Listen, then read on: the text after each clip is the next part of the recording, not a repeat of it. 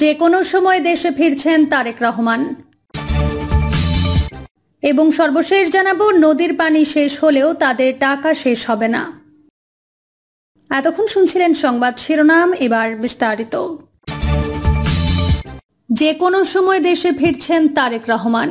আওয়ামী লীগ সরকারের পতনের পর কারাগার থেকে মুক্তি পেয়েছেন বিএনপি চেয়ারপারসন খালেদা জিয়া সহ দলের অধিকাংশ নেতাকর্মী। তবে অন্তর্বর্তী সরকারের 2 মাসেও দলের ভারপ্রাপ্ত চেয়ারম্যান তারেক রহমানের বিরুদ্ধে মামলাগুলো প্রত্যাহার করা হয়নি। ফিরতে পারেনি দেশে। তারেক রহমানের আইনজীবী ও দলের শীর্ষ নেতাদের দাবি, দেশে ফিরতে তারেক রহমানের আইনগত কোনো জটিলতা নেই। সরকার চাইলেই যে কোনো সময় তিনি ফিরতে পারেন। বিএনপির দলীয় সূত্র জানায়, তারেক রহমানের দেশে ফেরার প্রক্রিয়া এরই মধ্যে শুরু হয়েছে। জাতীয়তাবাদী আইনজীবী ফোরামের অধিকাংশ শীর্ষ নেতা এখন লন্ডনে অবস্থান করছেন।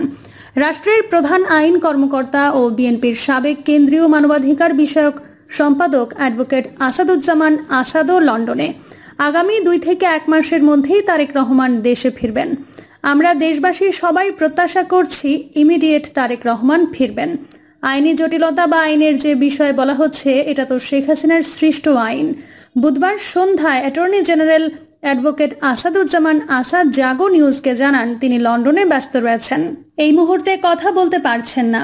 দলের ভারপ্রাপ্ত চেয়ারম্যান তারেক রহমান কবে নাগাদ দেশে ফিরবেন, এমন প্রশ্নের জবাবে বিএনপির জ্যেষ্ঠ যুগ্ম মহাসচিব অ্যাডভোকেট রুহুল কবির রিজভী বলেন, আমরা দেশবাসী সবাই প্রত্যাশা করছি ইমিডিয়েট তারেক রহমান ফিরবেন। আইনি জটিলতা বা আইনের যে বিষয় বলা হচ্ছে, এটা তো শেখ হাসিনার সৃষ্ট আইন। শেখ হাসিনার সৃষ্ট আইনকে যদি আমরা অনুসরণ করি, তাহলে তো ফ্যাসিবাদের রেসিডিউ যেটা, সেটাই বিদ্যমান থাকলো। সে সময় যে মামলাগুলো দিয়েছিল তা উদ্দেশ্য প্রণোদিত, বিচার করেছে রাজনৈতিক উদ্দেশ্যে, ফরমায়েশি সাজা দিয়েছে তার প্রতিহিংসা পূরণের জন্য।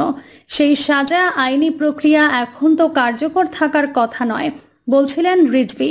অন্তর্বর্তী সরকারের প্রতি যথেষ্ট আস্থা রেখেই আমরা বলবো, আপনারা দ্রুত এটা নিরসন করুন। যে সাজা দেওয়া হয়েছে অবিলম্বে প্রত্যাহার করুন। রিজভী বলেন, আমাদের ভারপ্রাপ্ত চেয়ারম্যান যদি লন্ডনে বসেও প্রযুক্তির মাধ্যমে সারা দেশে নেতাকর্মীদের সঙ্গে আছেন, তবু কাছাকাছি তো মানুষ তাকে দেখছে। আইনের দোহাই দিয়ে তার দেশে আসা বিলম্বিত করা অনুচিত। তারেক রহমানের দেশে ফিরতে আইনগত কোনো জটিলতা নেই। সার্বিক পরিস্থিতি বিবেচনায় রেখে দেশে ফেরার সময়ের সিদ্ধান্তটা তার নিজস্ব বিষয়। জাতীয়তাবাদী আইনজীবী ফোরামের সভাপতি জয়নুল আবেদিন তিনি বলেন, সরকারের প্রতি আমরা আস্থার কথা বারবার বলেছি। সরকার প্রধানের দায়িত্ব হচ্ছে তার ফিরে আসার ব্যাপারে সব প্রক্রিয়া 2-1 দিনের মধ্যে সম্পন্ন করে তাকে দেশে ফিরে আসার কাজগুলো সম্পন্ন করা। তারেক রহমানের দেশে ফিরতে বাধা কি, এমন প্রশ্নের জবাবে রিজভী বলেন, আমরা কোনো বাধা দেখি না। এখন সরকার কিভাবে দেখছে আমরা বলতে পারবো না। অল্প সময়ের মধ্যে তারেক রহমানের ফিরে আসার প্রচেষ্টা নিতে হবে। যে কোনো সময় এক্সিকিউটিভ অর্ডার দিয়ে মামলা প্রত্যাহার করা যায়। তারেক রহমান আন্দোলনের পটভূমি তৈরি করেছেন, তার ফিরে আসতে সরকার ব্যবস্থা নিচ্ছে না কেন, সেটা তো আমাদের দাবি, বলেন রিজভী।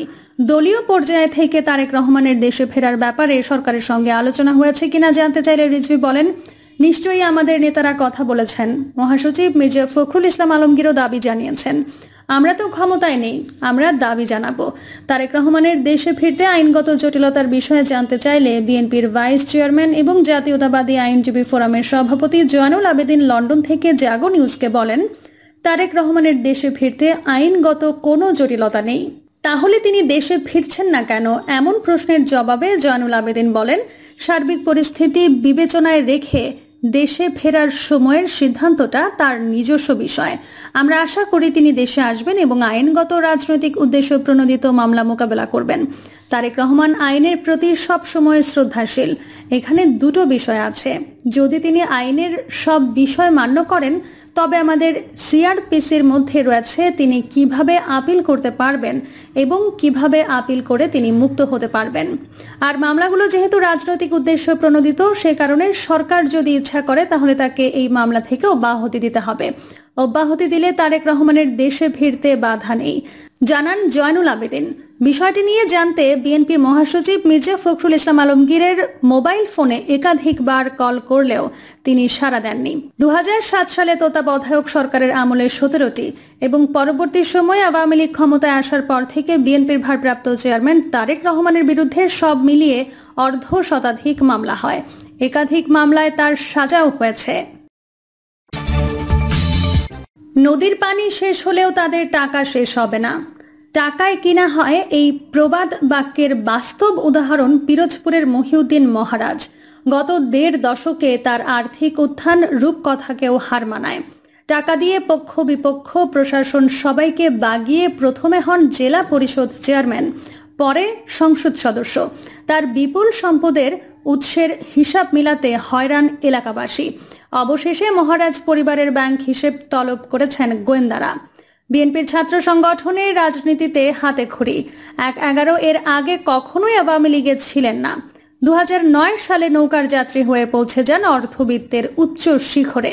দীর্ঘদিন যার সহকারী ছিলেন সেই আনোয়ার হোসেন মঞ্জুকে টপকে গত জানুয়ারির বিতর্কিত নির্বাচনে বনে যান পিরোজপুর 2 আসনের এমপি। তিনি এর আগে 2016 সালে টাকার জোরে জেলা পরিষদের চেয়ারম্যানও হন। ছোট ভাই মিরাজুল ইসলামকে বসান ভান্ডারিয়া উপজেলা চেয়ারম্যানের পদে। টাকার বিনিময়ে যুবলীগ কেন্দ্রীয় কমিটির সদস্য পদ নেওয়ার অভিযোগ রয়েছে তার বিরুদ্ধে। সাবেক মন্ত্রী আনোয়ার হোসেন মঞ্জুর এপিএস থাকাকালে ফুলে ফেপে উঠতে থাকে তার আর্থিক অবস্থা। মহারাজ মিরাজের নামে বেনামে মঠবাড়িয়া, ভান্ডারিয়া, কাউখালী ও পিরোজপুর সদরে সম্পদের পাহাড়। এলাকাবাসীর প্রশ্ন, এত কম সময়ে এত অর্থের উৎস কি? স্থানীয় এক বাসিন্দা জানান, জনসম্মুখে নিজ বক্তব্যে মহিউদ্দিন মহারাজ বলেছেন, নদীর পানি শেষ হলেও তাদের টাকা শেষ হবে না। সবকিছুই তিনি যেন টাকা দিয়ে জয় করে নিয়েছিলেন। জলবায়ু প্রকল্পের ইকো পার্কের রিসোর্টে মহারাজ পরিবারের বসবাস। তার বিরুদ্ধে নৌপথে ভারতে চোরাচালান, অস্ত্র কেনাবেচার সহ মাদক কারবারির অভিযোগ রয়েছে। দুবাই, সিঙ্গাপুরের স্বর্ণের কারবার, হাজার কোটি টাকা পাচারের অভিযোগ। রাজনৈতিক ও আর্থিক দাপটে ধামাচাপা পড়ে তার বিরুদ্ধে ওঠা দুর্নীতি, নির্যাতন সহ সব অনিয়ম। আরেক স্থানীয় বলেছেন, মহিউদ্দিন মহারাজ নিজ এলাকায় আওয়ামী লীগের লোকজন নিয়ে বিশাল বহর তৈরি করেছেন, যার কারণে একাধিপত্য তৈরি হয়েছে। ফলে এলাকায় তার কাজের বিরুদ্ধে কারো কোনো কিছু বলার সাহস বা উপায় ছিল না। স্ত্রী সন্তান সহ মহিউদ্দিন মহারাজের ব্যক্তিগত ও ব্যবসায়ী ব্যাংক হিসাবের সব তথ্য তলব করেছে আর্থিক গোয়েন্দা সংস্থা। দুর্নীতি দমন কমিশনের সাবেক মহাপরিচালক মইদুল ইসলাম বলেন, মহিউদ্দিন মহারাজের সম্পদের বিষয়ে কোনো মামলা বা অনুসন্ধান কিছুই হলো না। এক্ষেত্রে দুদক গোয়েন্দাদের মাধ্যমে তথ্য সংগ্রহ করে পদক্ষেপ নিতে পারত। দুদকের ব্যর্থতা দেখতে পাচ্ছি।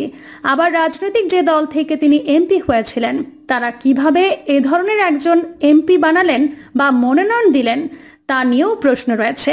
5 আগস্টের পর আত্মগোপনে চলে যাওয়া মহারাজ ও মিরাজের সঙ্গে বারবার যোগাযোগের চেষ্টা করেও সাড়া পাওয়া যায়নি।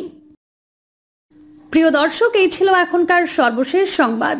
আপডেট সব সংবাদ পেতে চ্যানেলটি সাবস্ক্রাইব করে বেল আইকনটি ক্লিক করে রাখুন।